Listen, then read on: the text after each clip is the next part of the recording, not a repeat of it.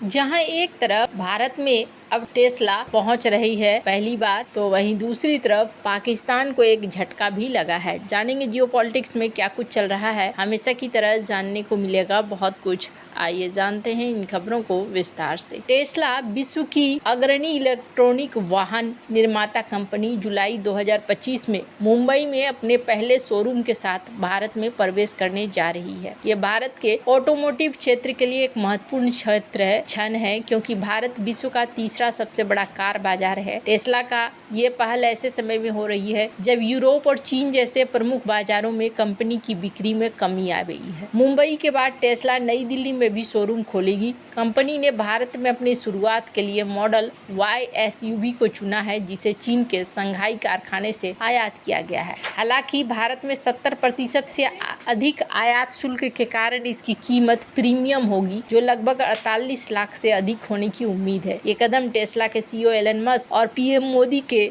फरवरी 2025 में अमेरिका में हुई मुलाकात के बाद संभव हुआ, जिसने आयात शुल्क और स्थानीय विनिर्माण जैसे मुद्दों पर लंबे समय से आ रही चर्चाओं को हल किया। टेस्ला का पहला शोरूम मुंबई के एक हाई प्रोफाइल बिजनेस क्षेत्र संभवतः बांद्रा कुर्ला कॉम्प्लेक्स में मध्य जुलाई 2025 तक खुलने की उम्मीद है। इसके बाद नई दिल्ली में दूसरा शोरूम खोला जाएगा। कंपनी ने कर्नाटक और गुरुग्राम में वेयर हाउसिंग सुविधाएं भी शुरू की है। मॉडल Y की कीमत की बात करें तो 5 model Y rear wheel drive SUV पहले ही मुंबई के पास एक बंदरगाह पर पहुंच चुके हैं। इनकी घोषित कीमत 27 लाख, लेकिन 70% आयात के बाद इसकी कीमत करीब 48 लाख होने की संभावना है। अमेरिका में ही मॉडल 44,990 में बिकता है और टैक्स छूट के बाद 37,490 तक कम हो जाता है। टेस्ला ने सुपर चार्जर घटक, कार सहायक उपकरण, ब्रांडेड माल और स्पेयर पार्ट्स को अमेरिका, चीन और नीदरलैंड से आयात किया है। ये भारत में टेस्ला के बुनियादी ढांचे को स्थापित करने की दिशा में एक महत्वपूर्ण कदम है। भारत में इलेक्ट्रिक वाहन केवल 5% से अधिक नई कार बिक्री का हिस्सा है और प्रीमियम सेगमेंट कुल यात्री वाहन बिक्री का 2% से भी कम है। टेस्ला का टारगेट भारत के संपन्न उपभोक्ताओं को आकर्षित करना है, जो टिकाऊ परिवहन की ओर रुख कर रहे हैं। टेस्ला शुरुआत में स्थानीय विनिर्माण नहीं करेगी, बल्कि चीन से निर्मित वाहनों पर निर्भर रहेगी। कंपनी ने अभी तक भारत के लिए कंट्री हेड की नियुक्ति नहीं की है, लेकिन बिक्री, चार्जिंग, बुनियादी ढांचे और सार्वजनिक नीति के लिए अपने टीम का विस्तार कर रही है। टेस्ला का भारत में प्रवेश कई वर्षों की अनिश्चितता और नीतिगत बाधाओं के बाद हो रही है। मस्क ने लंबे समय से भारत के बाजार में रुचि दिखाई है, लेकिन आयात शुल्क और स्थानीय विनिर्माण की आवश्यकता जैसे मुद्दों ने प्रवेश को विलंबित किया है। भारत सरकार ने 100% आयातित वाहनों पर 70% से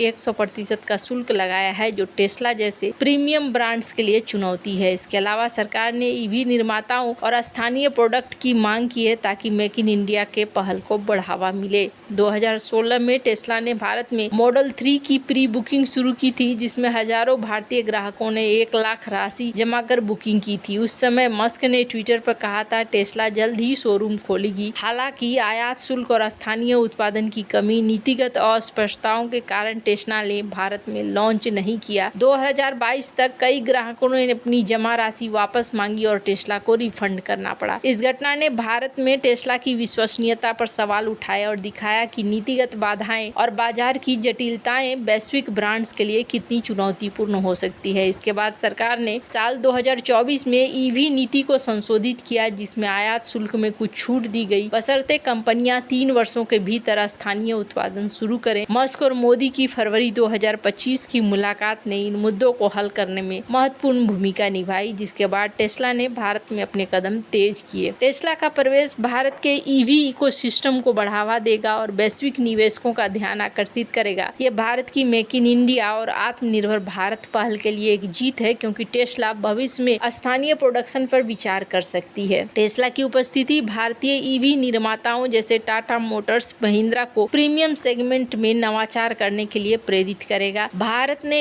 2030 तक 30% EV बिक्री का लक्ष्य रखा है। टेस्ला जैसे वैश्विक ब्रांड इस लक्ष्य को समालोचनात्मक बना सकते हैं। विशेष रूप से शहरी क्षेत्रों में जहां चार्जिंग बुनियादी ढांचे का विस्तार हो रहा है। टेस्ला का चीन से आयात भारत चीन व्यापार गतिशीलता में एक नया आयाम जोड़ता है। ये भारत के लिए एक अवसर है कि वो वैश्विक आपूर्ति श्रृंखला में अपनी स्थिति को मजबूत करे। 48 लाख से अधिक कीमत के साथ मॉडल वाई केवल उच्च आय वाले उपभोक्ताओं के लिए ही सुलभ होगी, जो भारत के बाजार का एक छोटा हिस्सा है। भारत में सुपर चार्जर नेटवर्क सीमित है, जो टेस्ला के स्केलिंग को प्रभावित कर सकता है। अगर कंपटीशन की बात करें तो बी, टाटा, मर्सिडीज बेंज जैसे ब्रांड पहले से ही भारत में प्रीमियम ईवी सेगमेंट में मौजूद हैं। सरकार टेस्ला से भविष्य में स्थानीय विनिर्माण की अपेक्षा करेगी, जो एक जटिल और महंगा प्रक्रिया है। टेस्ला का भारत में प्रवेश विशेष रूप से मुंबई में जुलाई 2025 में शोरूम के उद्घाटन के साथ भारतीय ईवी बाजार के लिए परिवर्तनकारी कदम है। साल 2016 की प्री बुकिंग विफलता से लेकर 2025 में औपचारिक लॉन्च तक टेस्ला की यात्रा भारत में नीतिगत और बुनियादी ढांचे की चुनौती को दिखलाता है। ये कदम भारत की बढ़ती आर्थिक शक्ति और टिकाऊ गतिशीलता की ओर बढ़ने के प्रतिबद्धता को भी दिखलाता है। हालांकि हाई कीमतें और सीमित चार्जिंग बुनियादी ढांचा एक अल्पकालिक चुनौती है। टेस्ला को इसका सामना करना पड़ेगा। भारत सरकार और टेस्ला के बीच सहयोग, साथ ही भविष्य में स्थानीय उत्पादन की संभावना इस पहल को दीर्घकालिक सफलता की ओर ले जा सकते हैं। खैर, वहीं दूसरी तरफ यूरोपीय संघ का एक गाज गिरा है। 20 जून 2025 को पाकिस्तान से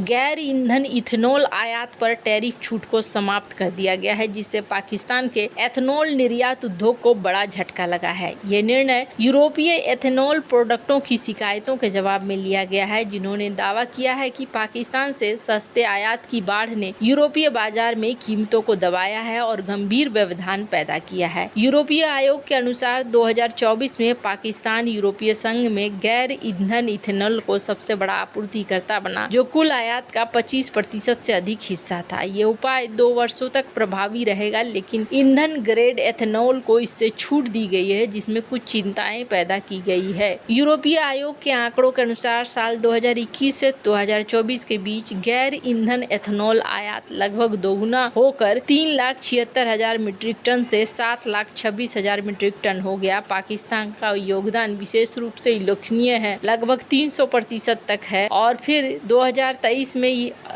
244% रहा। इसी अवधि में यूरोपीय संघ में गैर ईंधन इथेनॉल उत्पादन 2021 की तुलना में 8% कम हो गया है, और यहाँ पर अब शिकायतें मिलनी शुरू हो गई, जिसमें कहा गया कि इनका एथेनॉल जो है ये ठीक नहीं है, और इसी वजह से औद्योगिक ग्रेड निर्यात ने यूरोपीय बाजार को अस्थिर कर दिया है। ये शिकायत किया गया, और 2014 से पाकिस्तान को विभिन्न प्रोडक्ट के लिए शुल्क मुक्त या कम शुल्क पहुंच प्रदान करता है। ये निलंबन पाकिस्तान के एथेनॉल उद्योग, विशेष रूप से यूरोपीय बाजार पर निर्भर निर्यातकों को प्रभावित करेगा। कुछ आपूर्तिकर्ता अब अफ्रीका जैसे वैकल्पिक बाजारों की तलाश कर रहे हैं। हालांकि ईंधन ग्रेड एथेनॉल को छूट ने यूरोपीय प्रोडक्टों में चिंता पैदा कर दी है, और इसे उपाय की प्रभावशीलता को कमजोर करने वाला मानते हैं। पाकिस्तान का एथेनॉल निर्यात हाल के सालों में तेजी से बढ़ा है, विशेष रूप से यूरोपीय संघ के GSP+ योजना के तहत छूट के कारण, और ये योजना विकासशील देशों को यूरोपीय बाजार में तरजीह प्रदान कर रही है, लेकिन इसका दुरुपयोग या बाजार अस्थिरता होने के लिए लागू किया जा सकता है। अब यहाँ पर देखने को मिल रहा है कि यूरोप अब चिंताओं को जाहिर कर रहा है, और ये पाकिस्तान के लिए भी मुश्किलें ला सकता है। वैसे आपको क्या लगता है इन सब मामले में, आपकी क्या राय है, कमेंट कर जरूर बताएं। जल्द मिलते हैं अगले वीडियो में नई खबर के साथ।